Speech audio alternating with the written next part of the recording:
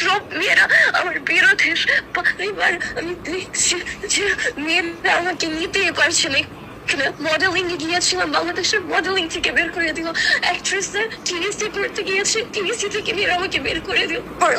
Permission সব জায়গায় আপনাদের দরকার। Please don't be upset. আপনি জানেন আমি চলে যাচ্ছি এই দেশ থেকে। অ্যাকচুয়ালি থাকুক আমাকে নিয়ে একটা সুন্দর বাংলাদেশের মানুষদের যে দৃশ্যই হোক না কেন থাকুক, আমি কিছুই ডিলিট করবো না, কোনো কিছুর জন্য নয়। আমি মনে হচ্ছে জানি, আমি জানি।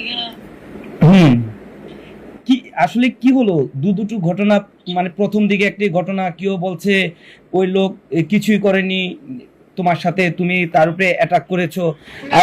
তারা দেখতে পারছেটা কি দেখতে, ওরা কিছুই শুনতে পারছে না ভিডিওতে কি হয়েছে। সে হঠাৎ করে পিছনে এসে আমাকে প্রথমে বলছে বাংলা ভাষায় মাল বললো, তারপর আমাকে কাছে এসে করলো।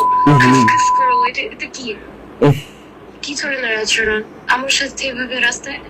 ওকে, আমার জায়গায় হয়তো পুরুষরা মারতে পারতো, পুরুষরা কেউ কিছু করেনি, কেউ কিছু করেনি।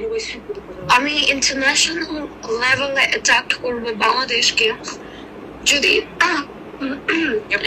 তারা подожди, пожалуйста, договорить. যদি আমাকে এখান থেকে কিছু করা হয় বাংলাদেশ থেকে। স্যান্ডেলিনা সো রূপচর্চায় আভিজাত্য। ইন্টারন্যাশনাল লেভেলে যাব, কারণ এখানে হচ্ছে আমাকে একটা পুরুষ, আমার এরকম বাংলাদেশে অনেক সিচুয়েশন আছে ভিডিও করা, যেখানে আমাকে মুসলিম মানুষরা পানি দিচ্ছে, ছিটকাচ্ছে, এটা করছে ওইটা করছে। এই দেশে আনলিগাল না আমার মতো জামা পরা, আমি যে জামা পরি এটা আনলিগাল না। বাংলাদেশের পুরুষরা একই রকম জামা পরে আমি যেরকম পরি। সো আপনাদের দেশ এতটা মুসলিম না যে আমার শর্টস পরা নিষেধ, তবে আমি শর্টস পরে বের হয়েছি না, আমি স্কার্ট পরেছিলাম।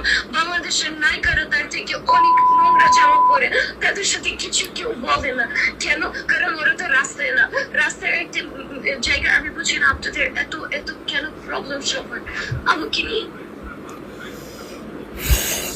এটা নিয়ে আসলে আপনি তো দীর্ঘদিন ধরে বাংলাদেশে যেহেতু রয়েছেন, আপনাকে সবাই চিনে জানেন, আপনি মানে একদম ওপেন প্লেসে কিন্তু কন্টেন্ট ক্রিয়েট করেন।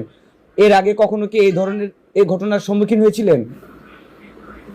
কখনোই না। বাংলাদেশে 2026 সালে এরকম হচ্ছে, অনেক বাজে পরিস্থিতি, দেশের অনেক বাজে। আগে এরকম ছিল না।